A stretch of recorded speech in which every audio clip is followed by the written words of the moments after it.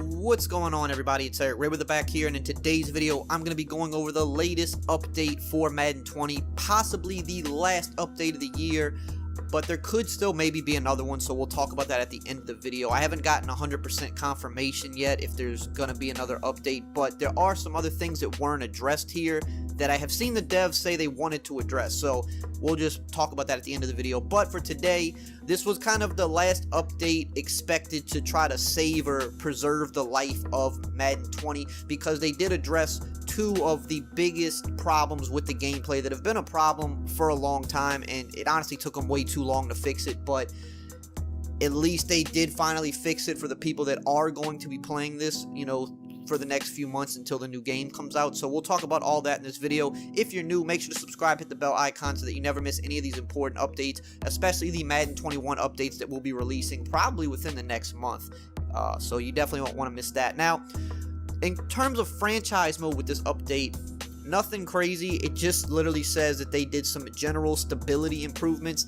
I'm not even 100% sure what that means. They say that in a lot of updates, not every single one, but they say it kind of often, and I think that just means in terms of certain things that might crash or not load properly. You know, they have those bugs in franchise mode, or just the game in general throughout the year where certain things won't work properly, or it'll crash the game, or it'll mess up, you know, the CFM server, or whatever the case may be. So it says they made some general stability improvements, so, you know, it's very vague, but I guess, you know, expect franchise mode to have less stability problems for the rest of the year, but, you know, they don't really touch on what happened there. Now, in terms of the gameplay, now, the two of the things that I said would be fixed with this update were actually fixed, and these are two of the biggest problems we've had all year.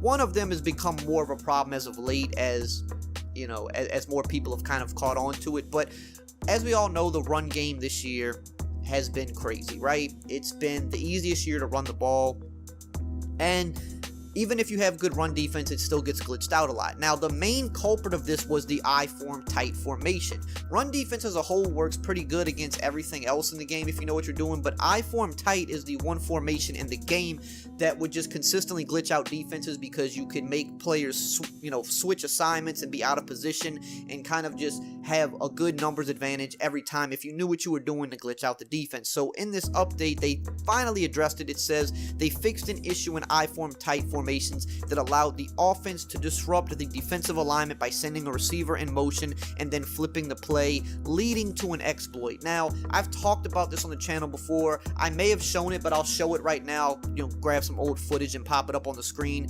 Basically, what you would do in I-form tight is you can, you know, kind of keep sending your guy in motion. You could send him in motion one way and then flip the play, and what it would do was it would throw off the alignment of the defense, especially against man defenses, which this year man defenses are the best defense against the run. So if you want to contain the run, you're almost forced to play man defense on most running formations. But because of this glitch, you could make the defenders switch and be out of position, and then you would have a huge numbers advantage. There's a reason I-form tight has won every tournament this year. All of the three major EA tournaments were won by people predominantly running I-form tight as the majority of their offense, because no matter how good your run D was, you could just glitch it out over and over. This should have honestly been patched, you know, in my opinion, probably at least before December. And the fact that it's the end of March and it's just now getting patched is kind of crazy. But again, like I said, this is kind of their attempt to save the game for the next few months. So you can see the glitch on screen now. We'll hop into practice mode and show you what it looks like now if you try to do I-form tight. The dive and the stretch is, you know, the most common runs out of this, but the stretch is where you can really glitch it out because you get that outside leverage. Now, if you try to motion the receiver now, look what happens. The receiver is going to stop right here. You can no longer motion him all the way across. So because of this, you're not allowed to glitch out the defense. Now, is this a band-aid fix? Technically, yes, because this guy is off the line of scrimmage. You should be able to motion him all the way across. That should be, you know, that's just a football rule there. If he's off the line of scrimmage, you should be able to motion him all the way across. But in kind of typical EA fashion, when they can't fix something completely or figure out why the game is reacting the way it is, or maybe the fix is something that is a little bit more involved and would take longer to, you know, implement, Well, what they typically do is they band-aid fix it. So now you can just no longer motion this guy all the way over. So you can still run the ball. It's still a good running formation. I mean, as you see here, I just got a nice gain. But if you put out a good run defense and you have a good user, it's going to be a lot easier to stop this formation now, because you're not going to be able to actually glitch the entire defense out. So it is a good fix in terms of preserving the life of the game, because now, you know, people are going to have to maybe get a little bit more creative on offense, because this was the only formation left in the game that was still just... It was a toss-up whether you would stop it or not on a play-to-play basis because of how glitchy it was. Now, the next big thing that they addressed with this update was the backfield mismatch, or the matchup nightmare abilities, specifically for tight ends. Now, this was more of an issue in Ultimate Team, because as the players have gotten better throughout the year, you know, you have 99 overall tight ends with great catching stats. It's become more of an issue, but this has been an issue all year. Backfield mismatch, matchup nightmare, and backfield master. Now, the backfield ones are for running backs. It worked well on running backs too, but obviously better on tight ends because they have better catching stats. Basically, what these abilities do is say, hey, if you're like one-on-one with a linebacker, you're going to have a better chance of winning that matchup. And it makes sense for certain guys, right? If you have Alvin Kamara one-on-one with a linebacker, you know, he's going to probably catch the ball a little bit better, because that's the style of running back he is. Tight ends that are really good at catching, right? Your Travis Kelce's, your George Kittles. Those guys one-on-one with like a linebacker, they're typically going to win. They'll be able to jump up, snag the ball. They're going to be able to, you know, kind of, you know, hold their defender off because they are a mismatch. So it makes sense. But the problem with this ability was you were able to trigger it even over multiple defenders. And I've even talked about this, you know, on Twitter. I made videos about it because it's happened to me in games where somebody would have Tony Gonzalez, for example, in Ultimate Team, and I'd have 3 people around him, linebackers, safeties, sometimes even a cornerback, and he would jump up over 3-4 people and snag the ball, you know, probably 80% of the time, which is crazy because you're throwing into triple coverage and you're winning time and time again. And this only has gotten worse as the players have gotten better. So they finally fixed it. But something I've been complaining about for a while, but they finally fixed it. They said they fixed an issue calculating the nearby defenders with the matchup nightmare, backfield mismatch, and backfield master abilities. It also says the issue we fixed specifically prevented double coverage from always being calculated correctly, which unbalanced these abilities. So basically, with these abilities, if you have double coverage on the guys, you're supposed to, as the defense, have a much higher chance of winning that. A higher chance than the offense does, but the problem is it wasn't calculating correctly. So even double, triple coverage, you were still winning as the offensive guy the far majority of the time, and it just was really...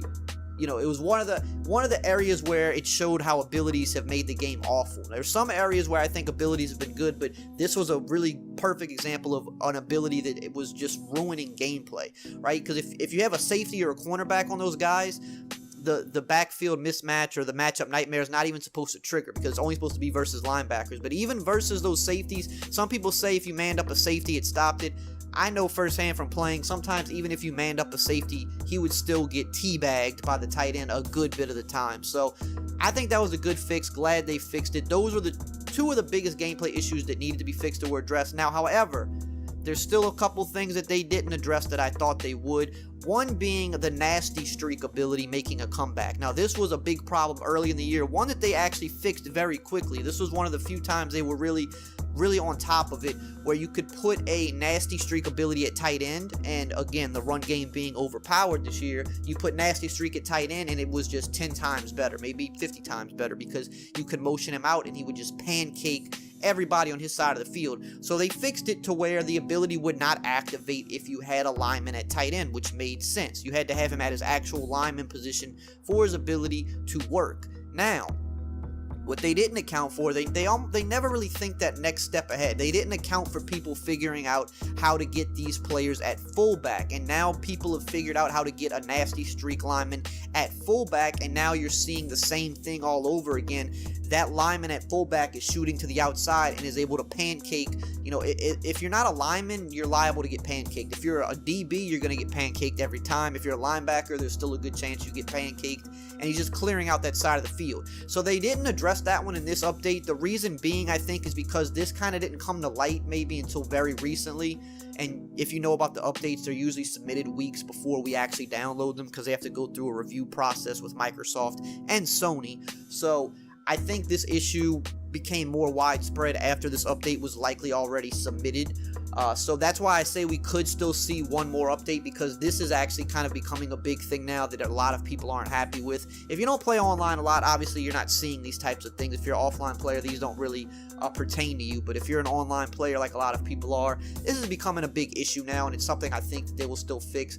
Also, kind of surprised they didn't do any more likeness updates, no more equipment, because we did hear that mouthpieces could be coming this year, different socks could be coming, and also that we know they still have more face scans that weren't put in the game. So I'm kind of surprised by that, but maybe they're just holding that stuff off and just putting it into Madden 21 at this point. Not sure, but this may very well be the last update of the year. We might have that one more small update to fix some of the other abilities, but other than that, this is it. Online play should definitely be a lot better as a result of this, but it might be, or not might be, it is a little too late for a lot of people. But this is what we got in the update. Let me know what you think below. As always, I will see you guys next time.